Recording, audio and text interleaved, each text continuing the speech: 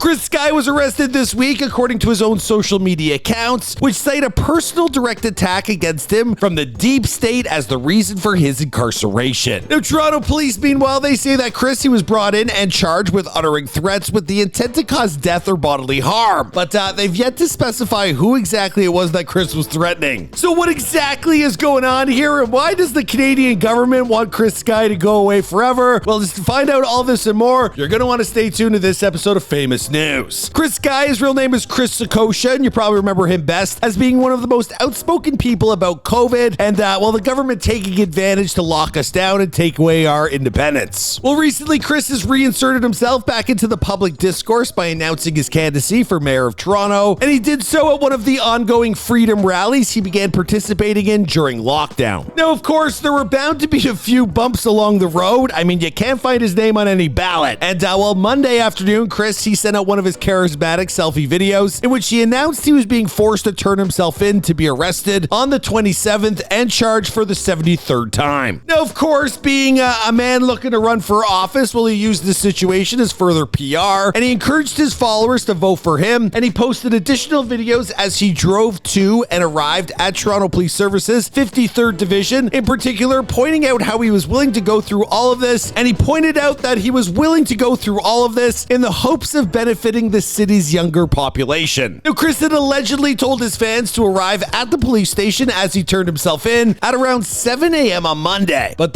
there were a couple people who did show up to support him, but he had already arrived an hour and a half earlier. Now, Toronto police, they would later confirm to local media that Chris had turned himself in, and he was arrested for uttering death threats, although they refrained to specify who against. Now, it's only fair that I point out that, this isn't the first time Chris has been accused of threatening to hurt someone. According to court documents, he once allegedly threatened to shoot Premier Doug Ford along with all of the other members of Canadian government. Now, he is also charged with assaulting a police officer with a motor vehicle, but I'm telling you guys, having watched this guy, he'll literally sit in his car as they just hand him ticket after ticket after ticket. They're really painting him as a monster. Now, we can only assume that Chris's reputation is what's landed him in such hot water here. The question is, will he be able to clear all this up before the election kicks into overdrive, which is happening in just a few weeks? Now, if you want to know more about this guy and what he stands for and what he wants the public to know, well, you should check out the interview I filmed with him about a year or two ago. His wife was also there, and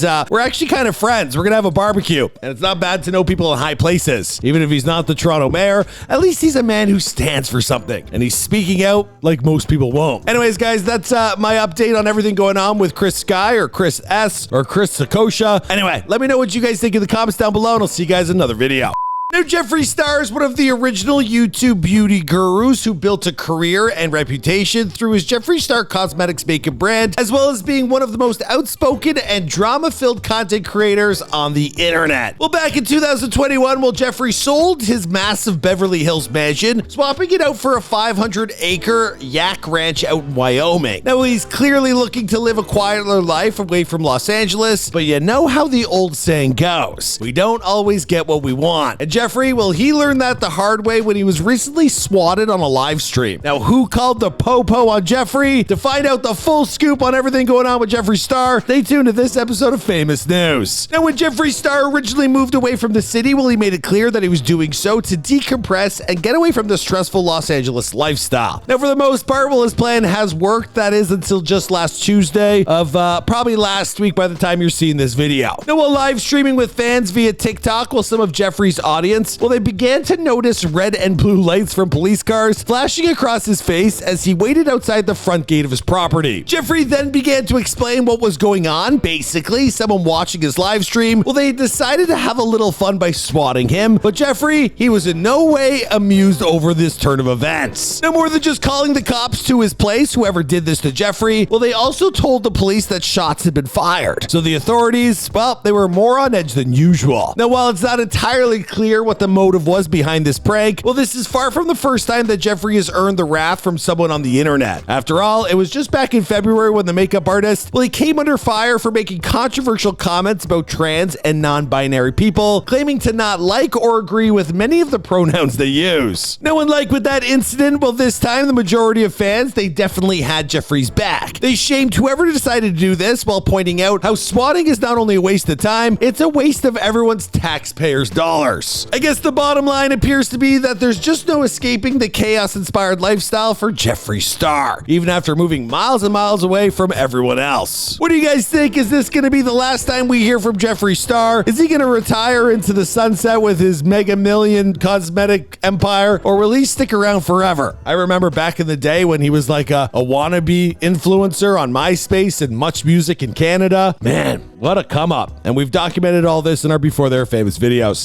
Well, that didn't take long, did it? Just 1 week into its lifespan, HBO's new show, The Idol, has already caused controversy after its premiere episode sparked a huge backlash. The extremely graphic nature of this series was made apparent from the very moment the trailer dropped, promising to tell a story from the very gutters of Hollywood. And then, whispers of discontent began to leak from the set, with the disturbing articles appearing in mainstream media outlets speculating that the series might be one of the most toxic ever made. But is there even more going on behind the scenes than we know? Produced by Sam Levinson as well as The Weeknd and his business partner Reza Fahim, The Idol focuses on a depraved relationship between a pop star named Jocelyn, played by Lily Rose Depp, and an LA club owner turned cult leader named Tedros, portrayed by The Weeknd. Before the show even premiered, it began stirring controversy when it was revealed that the series' initial director, Amy Seimetz, had been let go after The Weeknd became discontent with how the show was taking on a female perspective centered around Lily Rose's character. After Amy's departure, series co-creator Sam Levinson would step in to act as director for all the episodes and also ordered a ton of reshoots. But things got even more complicated in March of 2023 when a Rolling Stone article highlighted 13 cast and crew members' concerns about the extreme nature of the show. One source referred to the series as sexual torture, while others alleged Sam had written scripts with a disturbing level of sexual and physical violence. For instance, in one scene that was shot but discarded, Jocelyn asked Tedros to beat her, knowing full well that doing so would turn him on. Almost as soon as the Rolling Stone article was published, both The Weeknd and Lily Rose would defend their showrunner against the heavy criticism. While speaking at the Cannes Film Festival last month, Lily Rose said about her character, "I think that something about Jocelyn is just that she's a born and bred performer. I also think that the occasional bareness of the character physically mirrors the bareness that we get to see emotionally in her." Meanwhile, while speaking with Vanity Fair, The Weeknd shared his thoughts on the Rolling Stone expose,